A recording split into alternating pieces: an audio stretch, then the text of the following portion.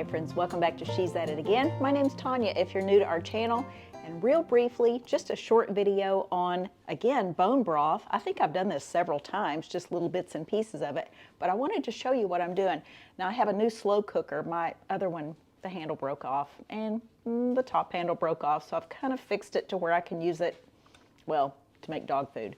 But this one's actually bigger, so I'm excited about this. This is a Hamilton Beach brand, and I think it's 16 quart. It's actually huge. So I have about 5.5 to 6 quarts of water in here, just from filtered water from our Berkey water filter. And I have chicken drumsticks in here. And you're probably thinking, that's not a lot of meat, but it's not for the meat, it's for bone broth. Now I'm gonna use the meat off this. I'll use every part of this. The bones will get ground up in a dog food.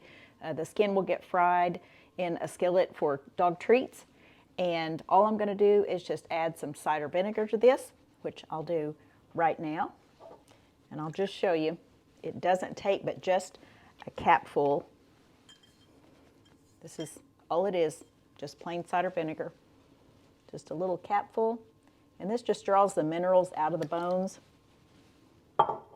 So when we use the bone broth, it'll actually have more benefit to it. But the reason I use the drumsticks is because there's more bones than there is meat. Now you might be saying, why don't you just use a package of wings? Well, organic wings aren't real easy to find. Organic drumsticks, I can now find them at Trader Joe's, which is a trip to Little Rock for me, but my husband has an office there, so he picks them up for me.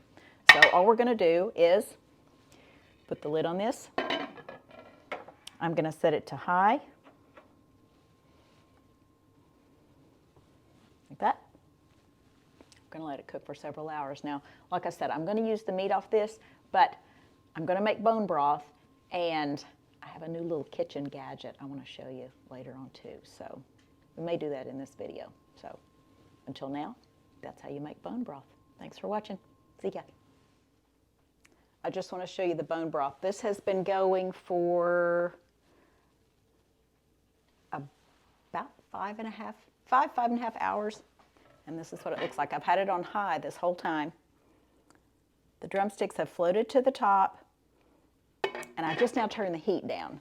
So all I'm going to do is let it cook for several more hours. When this is done, you'll know. I mean, you can say it's done at any time. You've got broth that is infused with the minerals from the bones and the flavor from the fat and the chicken.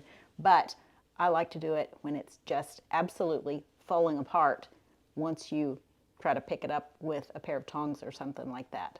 Now, if you want the no waste method like I do, like I said, I'll cook the skin in a hot skillet for my doggies for treats. It's like little jerky treats, but it's just organic chicken skin. I'll grind the bones up into a puree and add them to their food later on for calcium. But also, I will cook these bones again with less water, a little more vinegar in it, the cider vinegar, and do another round, so we'll have even more bone broth. So that's how we get bone broth. I just priced it at the store a while ago, and even though theirs was organic, it's grass-fed, yada, yada, yada, the same thing as these, well, that was the beef broth. Chickens aren't gonna be grass-fed, but pastured chickens and the good stuff, like this chicken is supposed to be, they were charging about $10 for a pint jar. I think I got that beat with this. So, beef broth, beef bone broth goes the same way. Do your beef bones just like that. Just put the meat in there, and I like to use beef ribs to make the beef broth with. So anyway, if you've been curious about bone broth and just hadn't given it a try yet, be brave, do it. Go buy you a package of chicken. The ones with the most bones in it are obviously the ones that's gonna make the best bone broth. So thanks for watching, guys.